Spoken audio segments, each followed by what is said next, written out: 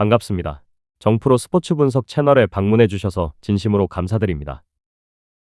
앞으로 농구 분석과 배구 분석을 하게 되어 여러분들에게 먼저 말씀을 드립니다. 구독자분들 또는 회원분들에게 좋은 분석 확실한 정보로 보답해 드리겠습니다. 분석에 앞서 구독과 좋아요, 알림 설정해 주시면 매일 빠른 분석 받아보실 수 있으니 구독, 좋아요 한 번씩만 부탁드립니다. 구독과 좋아요는 저에게 큰 힘이 됩니다. 최종 조합픽이 궁금하신 분들은 정프로 소통방 꼭 참여하시길 바랍니다. 이어서 경기 분석 시작하겠습니다. 첫 번째 경기, 후지츠 대 우리은행. 후지츠는 이번 박신자컵에 출전한 팀들 가운데서도 가장 체계적이고 안정적인 전력을 갖춘 팀으로 평가받고 있다. 일본 W리그 챔피언답게 이미 리그에서 다져진 전술 완성도와 선수들의 호흡이 대단히 조화로운 모습이다. 마치다 루이는 코트 전체를 조망하는 시야와 빠른 템포 배분을 통해 상대를 흔드는 중심축의 역할을 맡고 있으며, 미야자와 유키와 하야시 사키는 외곽 공격에서 정확한 슛감을 바탕으로 꾸준한 득점 생산을 이어가고 있다. 또한 후지모토 아키는 골밑 싸움과 리바운드 장악에서 확실한 존재감을 드러내며 공수 양면에서 팀의 기반을 단단히 다져주고 있다.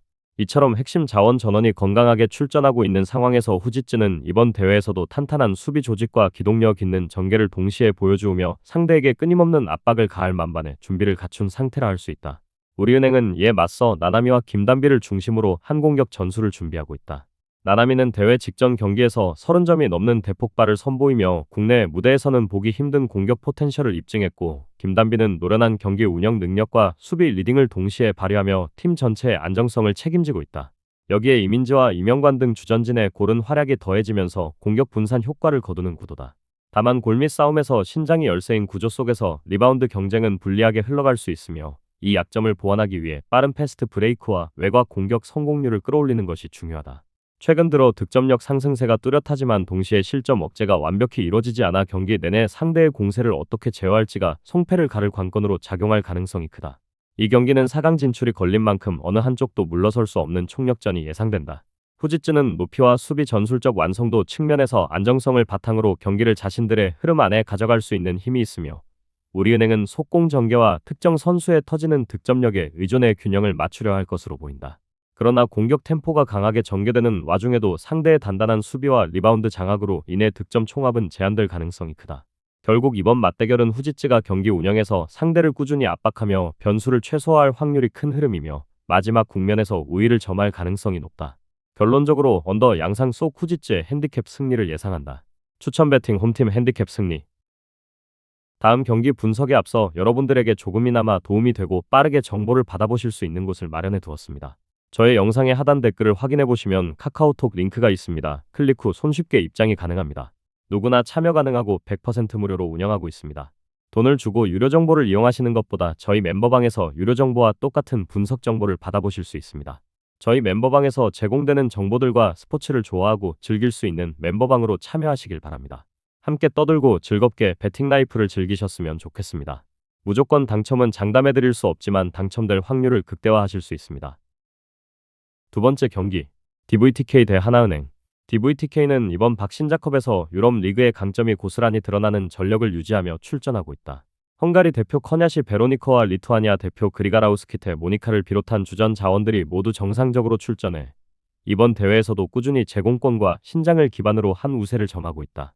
스타팅 라인업의 평균 신장이 180cm를 넘어서면서 골밑 장악력이 돋보이고, 신체 조건을 활용한 리바운드 싸움에서 상대를 압박하는 방식이 팀 운영의 중요한 틀로 자리 잡고 있다. 특히 부산 사직체육관이라는 중립구장에서 열리는 이번 경기에서도 홈 원정 불균형 요소가 전혀 작동하지 않기에 실질적 전력 차이가 경기력에 직접 연결될 가능성이 높다. 다만 최근 경기에서 드러난 문제는 경기 도중 집중력 저하와 불필요한 턴오버다.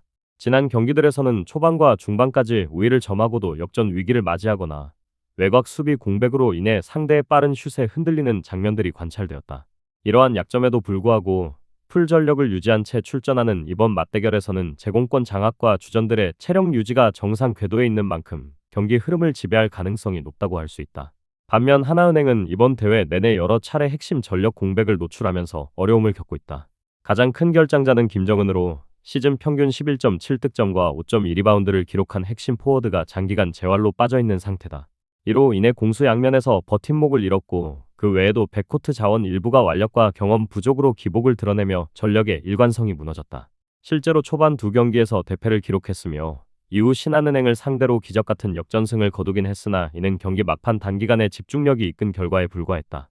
특히 해당 경기는 백투백 일정 속에서 치러졌으며 이번 경기도 역시 하루 간격 없는 연속 일정으로 이어지는 터라 체력적 부담이 필연적으로 클 수밖에 없다. 이이지마 사키가 꾸준히 득점에 기여하고 있으나 혼자만으로 흐름을 바꾸기에는 전력 격차가 크다. 신예들과 식스맨이 다수 기용되는 현재 로스터는 무게감이 떨어지고 경기 체력 소모가 누적될 경우 후반부에서 대응력이 현저히 저하될 수 있다는 점이 명확한 약점으로 드러난다. 이상범 감독 역시 남은 일정에서 2군 위주로 기용할 예정이라고 대놓고 선언한 상황이며 그 2군들마저도 백투백 일정에서 체력적인 문제를 보일 것이다. 결과적으로 하나은행은 공격력과 수비 압박에서 장시간 유지하기 어려우며 경기 후반 집중력이 떨어질 때 실점을 최소화하지 못하는 리스크가 크다는 점이 패배 요인으로 작용할 여지가 크다. 이 경기는 두 팀 모두 조별리그 탈락이 확정된 상황에서 치러지는 만큼 절대적인 동기부여는 크지 않을 수 있다. 그러나 DVTK는 자신들의 전술 구조와 주축 선수들의 감각 유지를 위해 주전들을 여전히 중용할 것으로 보이며 하나은행은 체력 부담이 심한 백투백 일정 속에서 로테이션을 넓힐 수밖에 없는 처지이다. 따라서 경기 양상은 필연적으로 DVTK가 제공권과 높이에서 주도하고 하나은행이 외곽 변수를 노리다가 결국 득점 효율 저하에 직면하는 흐름으로 나타날 가능성이 높다. 전반에는 다소 균형 있는 공방이 가능하더라도 시간이 지날수록 두 팀의 전력 완성도 차이가 뚜렷하게 드러날 수밖에 없다. 종합적으로 판단할 때 이번 경기는 득점 총합이 일정 수준 이하로 제한되면서 리바운드와 수비 효율성에서 우위를 점하는 DVTK가 승리를 이어가는 그림이 유력하다. 결론적으로 언더 양상 속 DVTK의 핸디캡 승리를 예상한다. 추천 배팅 홈팀 핸디캡 승리. 저의 영상이 마음에 드셨다면 구독과 좋아요, 알림 설정 해주시면 저에게 큰 힘이 됩니다. 추가적인 조합픽과 다양한 경기에 대한 세부적인 분석과 결과가 궁금하신 분들은 영상 하단의 댓글창 꼭 확인해 주시길 바랍니다.